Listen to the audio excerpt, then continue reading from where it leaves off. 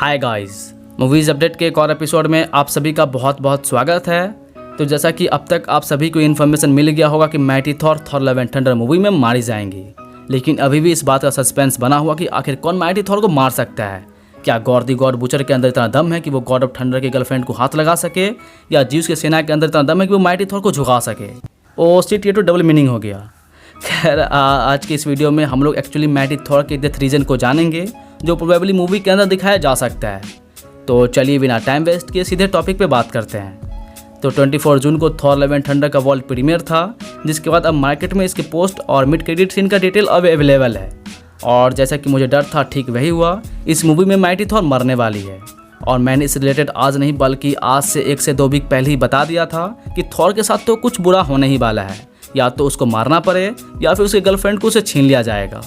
क्योंकि अगर आप थॉर के सारे मूवी को ध्यान से देखोगे तो थॉर हर मूवी में कुछ न कुछ खोया है। थॉर 1 में उसने बायफ्रॉस्ट को ही तबाह कर दिया था, जिससे कि वो बहुत सालों तक अपनी गर्लफ्रेंड से नहीं मिल पाया। और थॉर द डार्क वर्ल्ड में उसने अपनी माँ को खोया, और इवन थॉर रैग्नारोक में उसने उसके पिता हैमर और एसगार्ड तक को छीन लिया गया। तो अगर इन सब का कंक्लूजन निकालोगे तो थॉर से हर मूवी में कुछ न कुछ छीना गया है। तो ठीक इसी को कंटिन्यू करते हुए थॉर लव एंड थंडर में थॉर से जेन को छीन लिया गया। बाय द वे, अगर आपको इसके पोस्ट और मिड क्रेडिट सीन के बारे में नहीं पता है तो मैं शॉर्ट में बता देता हूँ। तो पहले पोस्ट क्रेडिट सीन में माइटी थॉर वलहल्ला में होंगी, जो मरने के बाद गई हैं, और वलहल्ला में उसे गाइड करने के लिए यहाँ पे हेमडाइल आते हैं, विच मीन्स कि माइटी थॉर अब नहीं रही, जो शायद से कैंसर की वजह से मरी होंगी। क्योंकि सेम कॉमिक में भी इसी तरह का लॉजिक था कि जेन माइटी थॉर बनने के बाद जब जब अपने पावर को यूज़ करती थी तब तब उसका केमियोथेरेपी का पावर कम होता जाता था और उसका कैंसर और बढ़ता।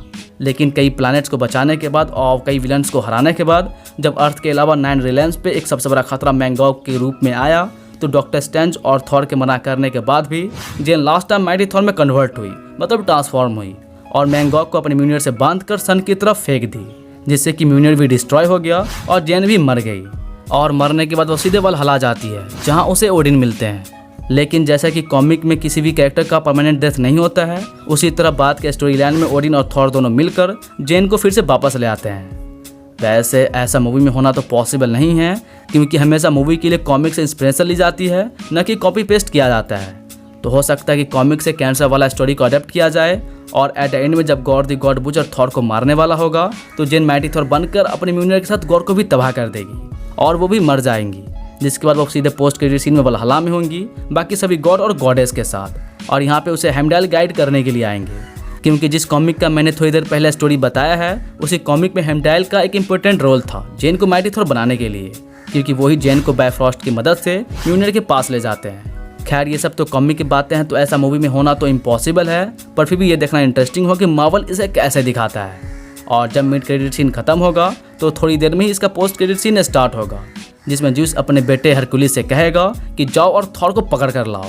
जिसके बाद बैरेट गोल्डस्टाइन का हरकुलिस थॉर को चेस करने के लिए निकल देगा।